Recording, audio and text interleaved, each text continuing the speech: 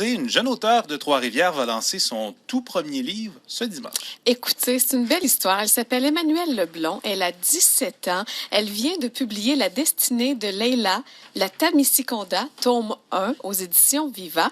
C'est un roman fantastique dans lequel l'héroïne Leila s'enfuit du sanctuaire et s'en va au château royal de la Terre du Soleil. Elle est accueillie en sauveuse parce qu'elle incarne la prophétie de celle qui va sauver le royaume d'un grand péril, et elle est aidée dans sa quête par Jonathan, qui est un mystérieux sorcier qui semble cacher un lourd secret. Je mets la table. Emmanuelle est avec nous en studio ce matin.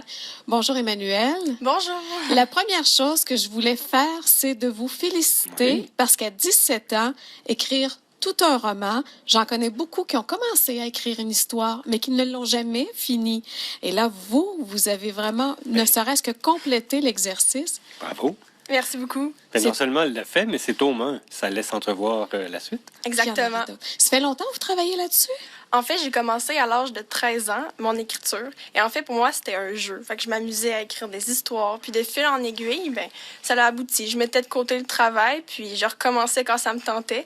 Puis j'ai terminé l'année passée à écrire mon roman. Bon, vous avez écrit. Est-ce que vous, entre le moment où on l'écrit puis qu'on s'en va à la publication, puis qu'on trouve une maison d'édition, c'est une autre part d'aventure.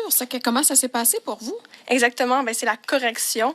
Donc, on doit vraiment... La maison d'édition, eh bien, a relis notre ouvrage, et puis on cible parfois les phrases un peu lourdes, on essaie de les alléger, puis un peu, si l'histoire, exemple, il y a des bris à l'intérieur, on essaie de la renforcer, mais pour ma part, ça s'est super bien fait, puis ça s'est fait... Mais comment vous avez trouvé une maison d'édition? Qu'est-ce qui vous a donné le goût d'envoyer votre manuscrit? Eh bien, moi, j'étais juste satisfaite d'avoir mon roman dans mes mains, parce qu'en fait, c'est mon oncle qui a tout fait la mise en page. Ah, oui. Et puis, ouais, exactement, c'est un travail de famille, dans le fond. Et puis, moi, j'étais juste contente de l'avoir dans mes mains. Et là, ma grand-mère, elle me poussait en arrière. Elle disait, Emmanuelle, on est capable de le publier.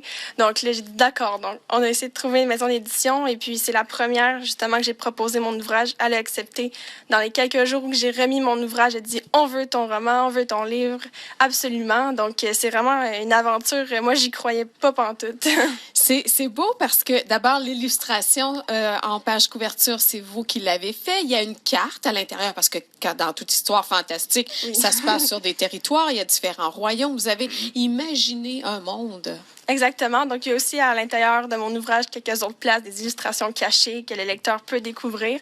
Mais la carte, pour moi, c'était vraiment important de prendre le temps de la dessiner pour pouvoir figurer l'histoire à l'intérieur du livre. Pour moi, j'étais bien contente d'en avoir une pour qu'on puisse imaginer l'histoire. Où vous avez puisé votre inspiration? En fait, j'ai tout le temps aimé le fantastique, puis j'ai tout le temps eu beaucoup d'imagination. Donc, pour moi, c'était vraiment facile de figurer, mais au départ, la carte, j'ai vraiment faite à la fin. Donc, j'ai vraiment écrit mon livre, et puis c'est par la suite que j'ai fait, justement, la carte. Puis, au début, j'avais pas vraiment d'idée fixe. Donc, je me laissais un peu guider par le flot de l'inspiration.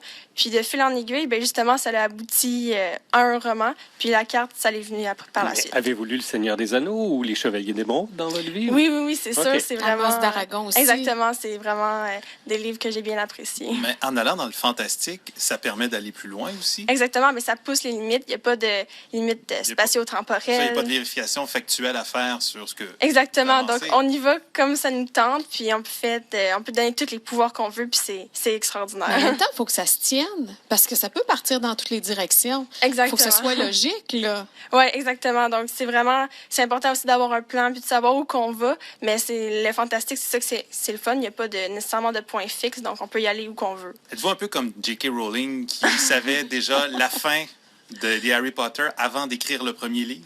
Non, en fait, c'est justement, j'écrivais comme ça me tentait. Et puis même la fin, j'en avais écrit une au départ, puis je l'ai changée parce que j'ai décidé, je veux une fin qui punch, justement, qui donne envoi au tome 2. Est-ce que vous avez commencé à écrire le tome 2? Il y a déjà une 50aine de pages d'écrits. La motivation est déjà plus là, contrairement... Oui, j'avais la motivation au tome 1, mais là, avec tout ce qui se passe, là, ça me tente encore plus d'écrire. Donc là, je suis vraiment dans l'écriture du tome 2. Puis là, tout mon plan, je suis beaucoup plus structurée. Donc, tout mon plan est fait pour mon tome 2. Je sais tout comment ça va se dérouler. Donc aussi, j'ai plus de maturité. Tu sais, à 13 ans, on n'a pas la même maturité. Maintenant, je vais bientôt avoir 18 ans. Donc, c'est vraiment... Et le fait que ce soit concret, que le livre soit là, existe, Oui. on peut le tenir, Ouais. on n'a pas l'impression d'écrire dans le vide non Exactement. plus, sachant qu'on va être publié. C'était quoi votre réaction quand vous l'avez vu puis vous l'avez tenu dans vos mains Ouais. la première fois?